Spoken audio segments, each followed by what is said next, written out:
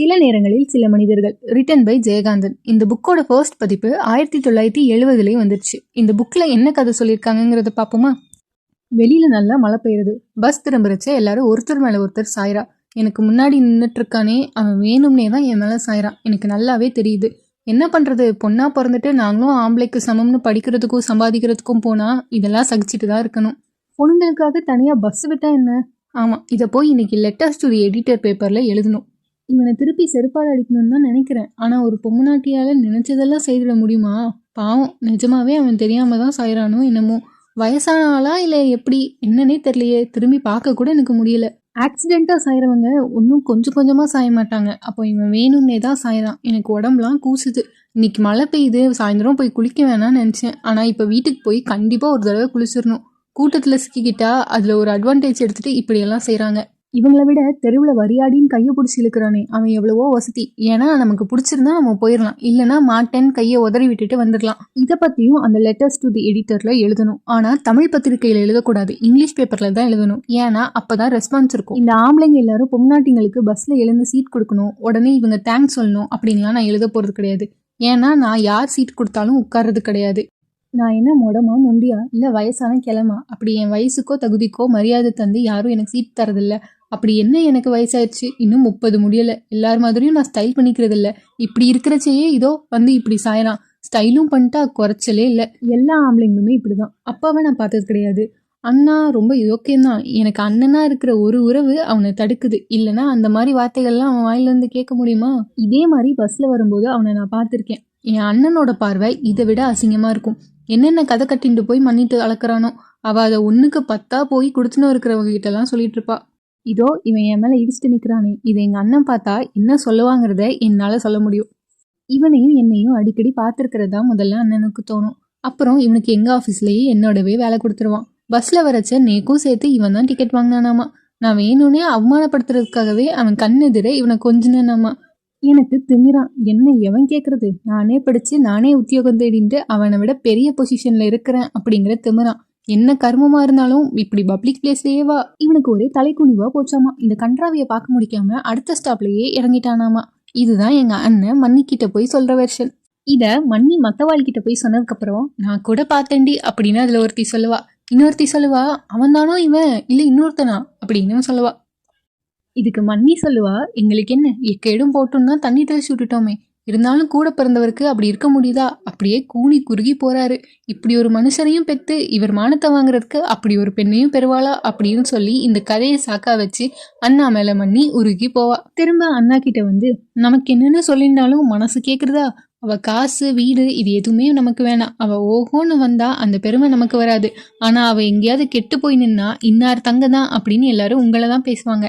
அந்த வயசுல அவ பண்ணிட்டு வந்த தப்புக்கு அண்ணாங்கிற முறையில கண்டிச்சேல். மத்தவாளா இருந்தா அறிவாளை எடுத்துட்டு வந்து வெட்டியிருப்பான். உங்க அம்மா முன்னாடி இருந்தே என் பிள்ளையத்தான் நான் நம்பியிருக்கேன், பெரிய படிப்பு படிச்சு பெரிய உத்தியோகம் பண்ண போறா அப்படின்னு பேசுவாங்க. நீங்க அடிச்சு வெளியில அனுப்புனது ஒரு சாக்கா போச்சு. 2 பேரும் வெளியில போயிட்டாங்க.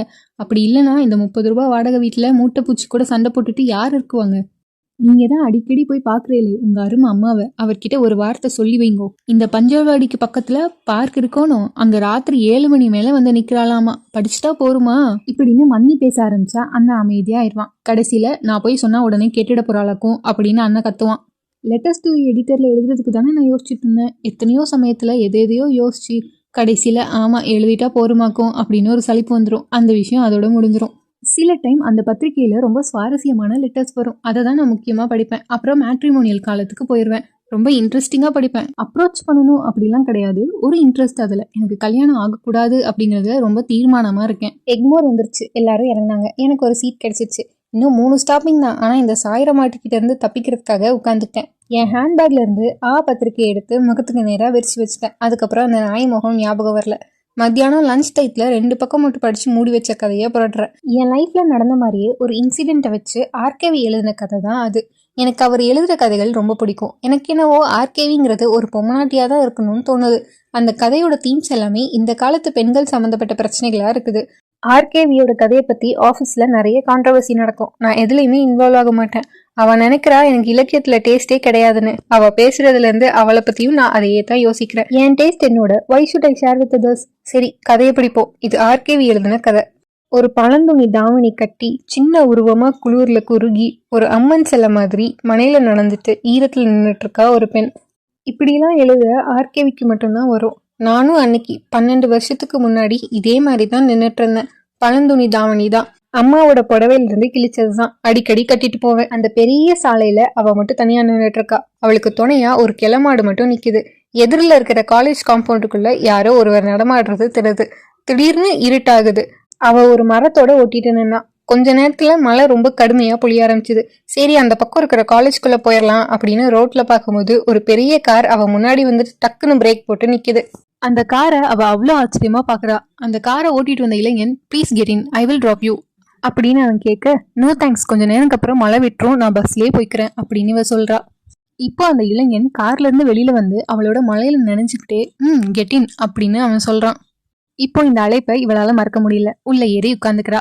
இந்த கார் எவ்வளோ பெருசா இருக்கு. இந்த காரே ஒரு வீடு மாதிரி இருக்கு. இந்த கார் இருந்தா ஒரு வீடே வேணாம் போல. இவனுக்கும் ஒரு வீடு இருக்கும் இல்லையா, காரே இப்படி இருந்தா அவரோட வீடு எவ்வளவு பெருசா இருந்திருக்கும் அப்படின்னு அவ யோசிச்சுக்கிட்டே வரா.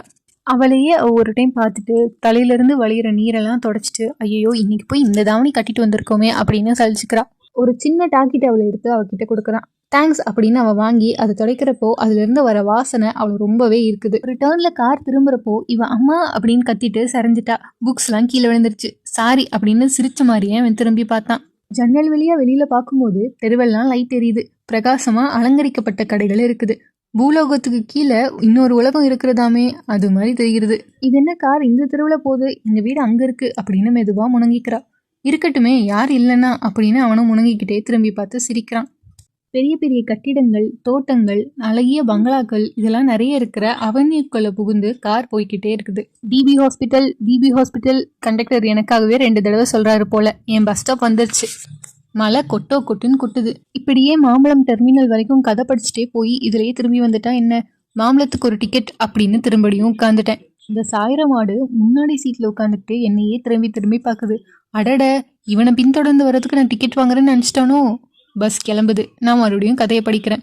இது என் கதை மாதிரியே இருக்கு. முடிவு என்னமோ இருக்கோ. வானம் கிழிந்து அறுபட்டது. மின்னல்கள் சிதறி தெரித்தன.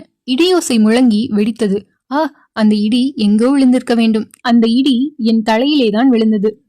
அவ்வளவுதான் ஃப்ரெண்ட்ஸ். சில நேரங்களில் சில மனிதர்கள் புக்ல இருந்து ஃபர்ஸ்ட் பார்ட் பார்த்துட்டோம். உங்களுக்கு அடுத்த பார்ட் வேணும்னா மறக்காம கமெண்ட் பண்ணுங்க. இந்த ஸ்டோரி இன்ட்ரெஸ்டிங்கா இருக்குதா இல்லையா அப்படிங்கறதையும் எனக்கு கமெண்ட்ல சொல்லுங்க. தேங்க்யூ.